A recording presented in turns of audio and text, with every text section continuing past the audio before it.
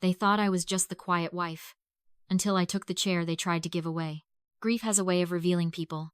Not slowly, not gently, but all at once. And sometimes, it doesn't show you who cares. It shows you who was waiting.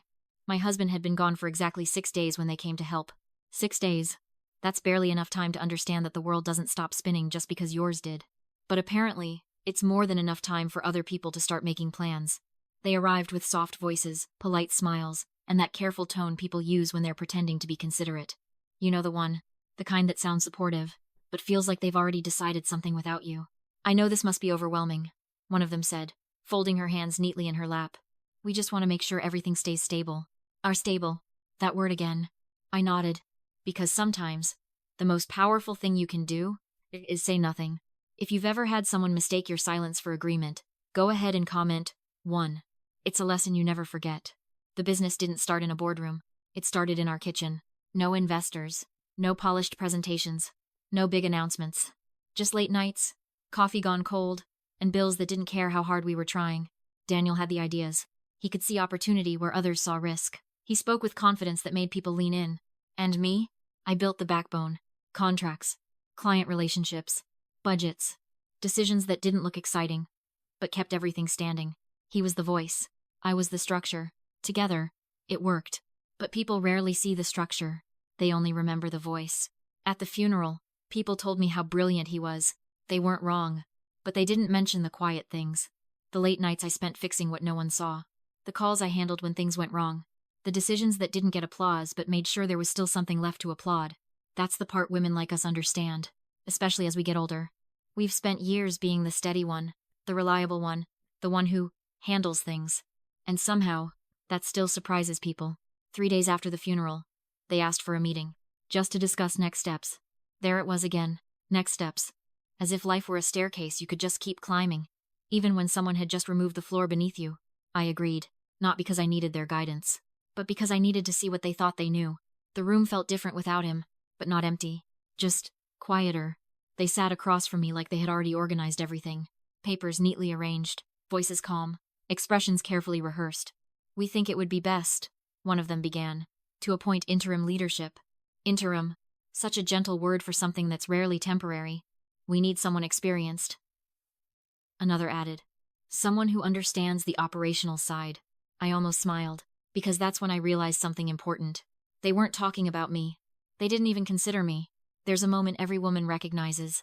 The moment when someone explains your own life to you incorrectly, and expects you to accept it.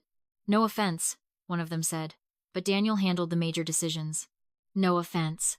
That phrase should come with a warning label, because it's almost always followed by something offensive. I let them finish.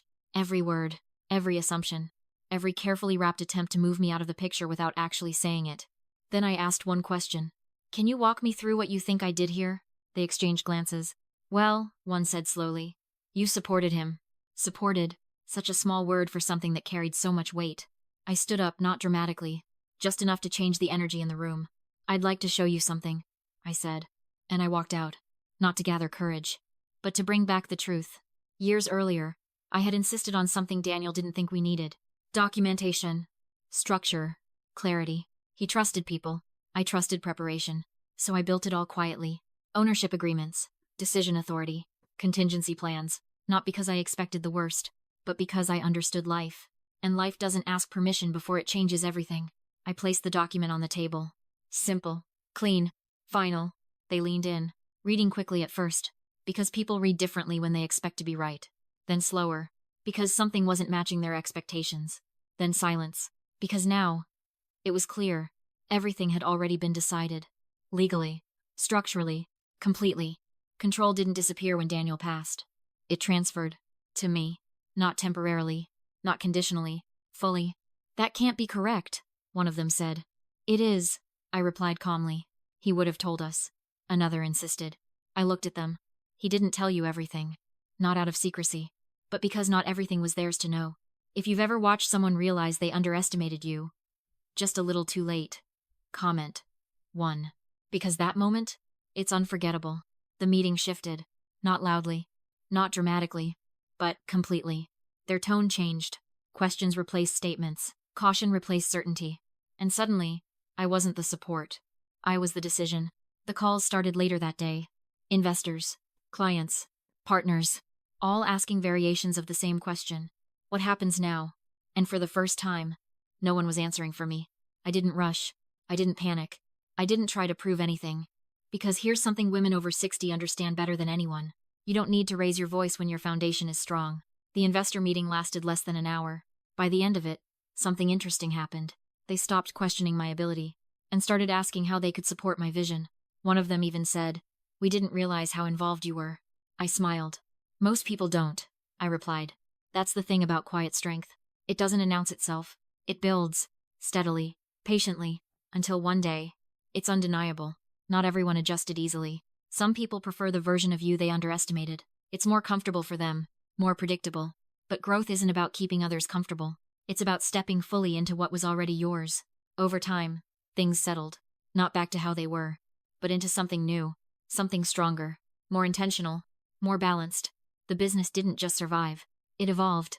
And me? I changed too. Not into someone louder or harder, but into someone clearer.